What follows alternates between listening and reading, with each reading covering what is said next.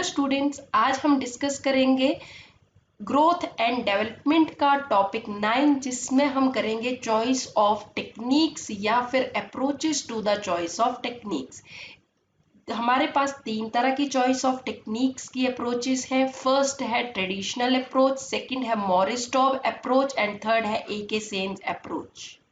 तो हमारे पास फर्स्ट अप्रोच आती है ट्रेडिशनल अप्रोच। इस ट्रेडिशनल अप्रोच में ये कहा गया है कि एक एंटरप्रेन्योर का जो मेन मोटिव होता है वो ज़्यादा से ज़्यादा प्रॉफिट मैक्सिमाइजेशन करना होता है, और इस प्रॉफिट को अगर मैक्सिमाइज करना है तो प्रोडक्शन के लिए ऐसी टेक्निक को यूज़ करना चाहिए जो कि मैक्सिमम आउटपुट दे, या फिर गिवन आउटपुट जो है वो मिनिमम कॉस्ट पे हमें मिल सके।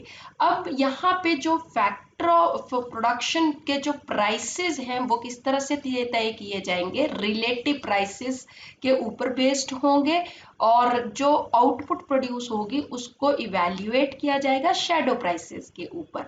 इस अप्रोच के अकॉर्डिंग अगर इन्वेस्टमेंट से कोई भी एक्सटर्नल इकोनॉमीज या एक्सटर्नल डिस इकोनॉमीज अराइज होती हैं तो उनको भी कंसीडर किया जाए।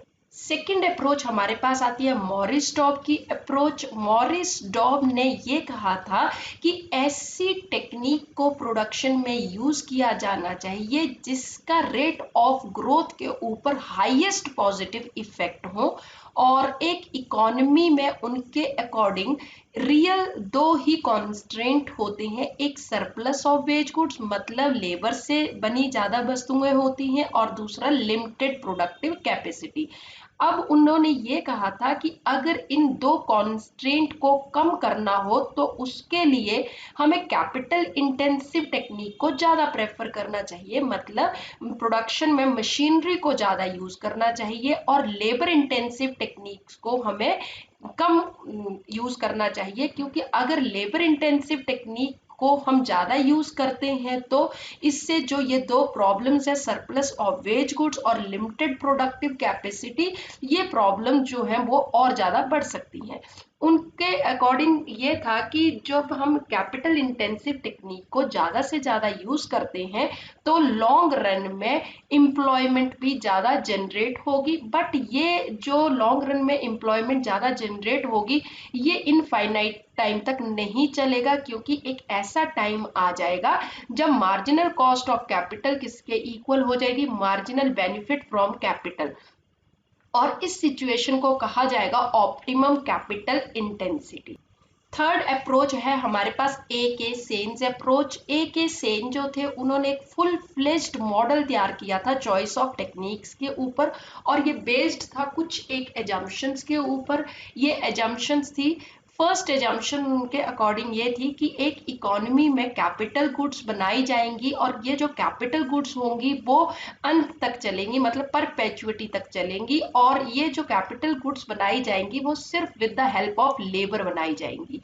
और यहाँ पे दो ही फैक्टर्स ऑफ प्रोडक्शन होंगे, लेबर एंड कैपिटल, और इकोनॉमी में कांस्टेंट रिटर्न टू स्केल पाया जाएगा, यूनिफॉर्म जेस्टेशन पीरियड होगा, रियल वेजेस जो है कांस्टेंट रहेगी, और वर्कर्स अपना जितना भी उनका इनकम होगा उसको कंज्यूम कर लेंगे। जो री इन्वेस्टमेंट की जाएगी, इन्वेस्टमेंट का जो काम किया जाएगा वो सिर्फ एंटरप्रेन्योर्स के द्वारा किया जाएगा, और टेक्नोलॉजी जो है वो भी कांस्टेंट होगी ओवर द टाइम।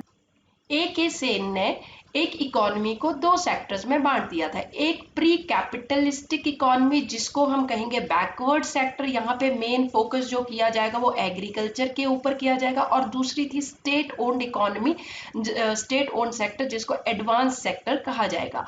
अब जो बैकवर्ड सेक्टर है उसमें अनएम्प्लॉयमेंट ज़्यादा पाई जाती है या डिसगाइज्ड अनएम्प्लॉयमेंट होती है, जिसकी वजह से ये माना जाता है कि जो एडवांस सेक्टर होगा, स्टेट ओन्ड सेक्टर होगा, वहाँ लेबर सप्लाई क्या होगी, परफेक्टली इलास्टिक होगी, और लेबर को जो वेज रेट पे किया जाएगा वो सब्सिस्टेंस लेवल का पे किया जाएगा, मतलब उनको उतना ही पे किया जाएगा जिससे कि जितना कि उनका गुजारा हो सके।